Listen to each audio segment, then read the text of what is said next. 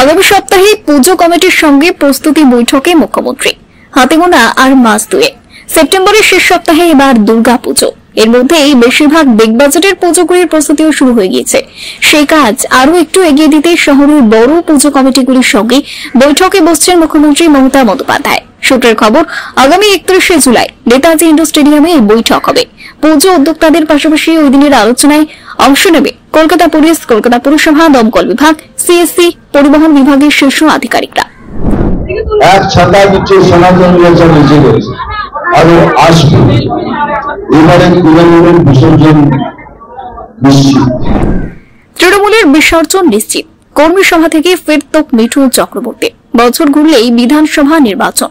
তার আগে 2026 সালের বিধানসভার নির্বাচনকে পাখির চোখ করে বিজেপি কর্মীদের উদ্বুদ্ধ করতে পশ্চিমবঙ্গের বিভিন্ন জায়গায় কর্মী সভায় যোগ দিচ্ছেন বিজেপি নেতা মিঠুন চক্রবর্তী। শনিবার বিজেপি ব্যারাকপুর সাংগঠনিক জেলার কর্মী সভায় উপস্থিত হয়েছিলেন মিঠুন চক্রবর্তী। এদিন কর্মী সভায় যোগ দিতে গিয়ে তিনি সমস্ত বিজেপি কর্মীদের একত্রিত হয়ে 2026 সালের ভোটকে সামনে রেখে কাজ করার আহ্বান জানান। এছাড়াও তিনি বলেন, সনাতনীরা জেগে উঠেছে। 2026 সালে তৃণমূল কংগ্রেসের বিসর্জন নিশ্চিত। আরপিএফ এর তারা খেয়ে লাইনে হকার, ট্রেনের চাকায় কাটা পড়ল পায়ের পাতা। চাঞ্চল্যকর ঘটনাটি ঘটেছে আসানসোল রেল স্টেশনে। ঘটনা ঘিরেই উত্তেজনা ছড়িয়েছে স্টেশন চত্বরে।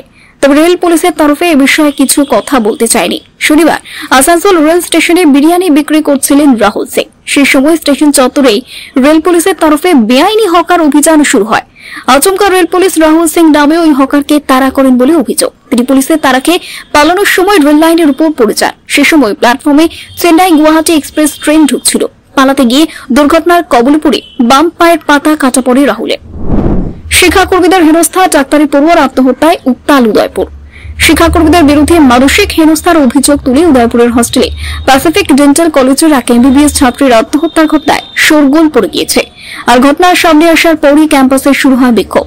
শিক্ষার্থীরা প্রশাসনের বিরুদ্ধে অন্যায্য আচরণের অভিযোগ করে ব্যবস্থা নেওয়ার দাবি জানায়। পুলিশ সূত্রের খবর, বৃহস্পতিবার রাতে জম্মু ও কাশ্মীরের ছাত্রী শ্বেতা সিং আত্মহত্যা করেন বলে অভিযোগ। মৃত ছাত্রের সহপাঠী তথা রুমমেট রাত 11টা নাগাদ তার ঝুলন্ত দেহ দেখতে পান। ঘটনাস্থল থেকে উদ্ধার হয়েছে একটি সুইসাইড নোট। হাতে লেখা চিরকুটে কলেজের কর্মীদের বিরুদ্ধে পরীক্ষার সময়সূচিতে অনিয়ম, শিক্ষার্থীদের মধ্যে বিরোধ লাগিয়ে দেওয়া এবং বারবার আর্থিক দাবির অভিযোগ আনা হয়েছে।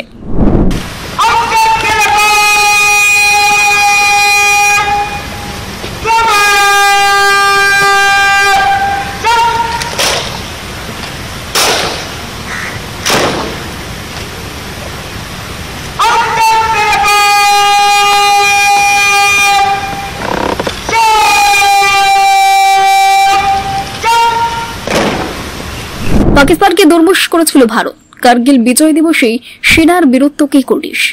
কার্গিল যুদ্ধের শহীদদের প্রতি শ্রদ্ধা জানিয়ে 26তম কার্গিল বিজয় দিবসের কর্মসূচির সূচনা করলেন প্রধানমন্ত্রী নরেন্দ্র মোদী ও রাষ্ট্রপতি দ্রৌপদী মুর্মু। একটি বার্তা, জয় হিন্দ জানিয়ে কার্গিল যুদ্ধের সেনাদের স্মরণ করেছেন প্রধানমন্ত্রী। অন্যদিকে কার্গিল যুদ্ধের শহীদদের প্রতি শ্রদ্ধা জানাতে 3টি প্রকল্পের সূচনা করে।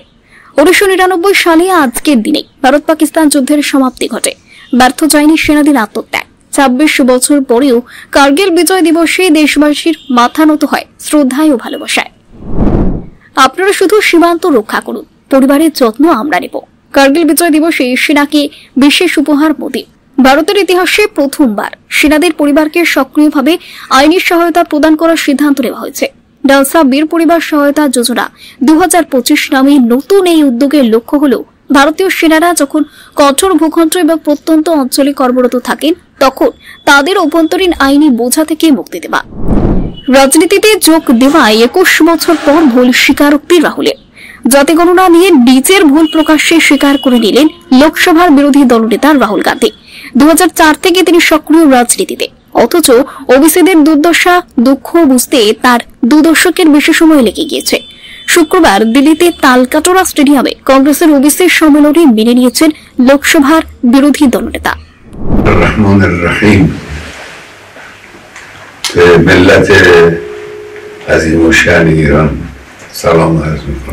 বিচারপতির ঘরে ঢুকে গুলি বৃষ্টি, ইরানের জঙ্গি হামলা, নিহত 8, আহত 13। শনিবার দক্ষিণ পূর্ব ইরানের বিচার বিভাগের ভবনে ভয়ঙ্কর জঙ্গি হামলা ঘটেছে। নিহতদের মধ্যে হামলাকারী 3 জঙ্গিও রয়েছে।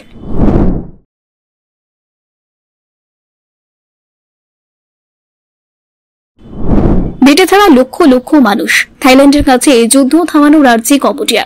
3 দিন গোলাবর্ষণের পর অবশেষে সোমবার থাইল্যান্ডের কাছে যুদ্ধ থামানো রাজ্যে জানালো কম্বোডিয়া। রাষ্ট্রসংঘে কম্বোডিয়ার রাষ্ট্রদূত ছিয়াকেও বলে, থাইল্যান্ডের সঙ্গে আমরা নিঃশর্তভাবে সংঘর্ষ বিরতির আর্জি জানিয়েছি। দুই দেশের বিরোধীরা আমরা শান্তিপূর্ণ সমাধান চাই।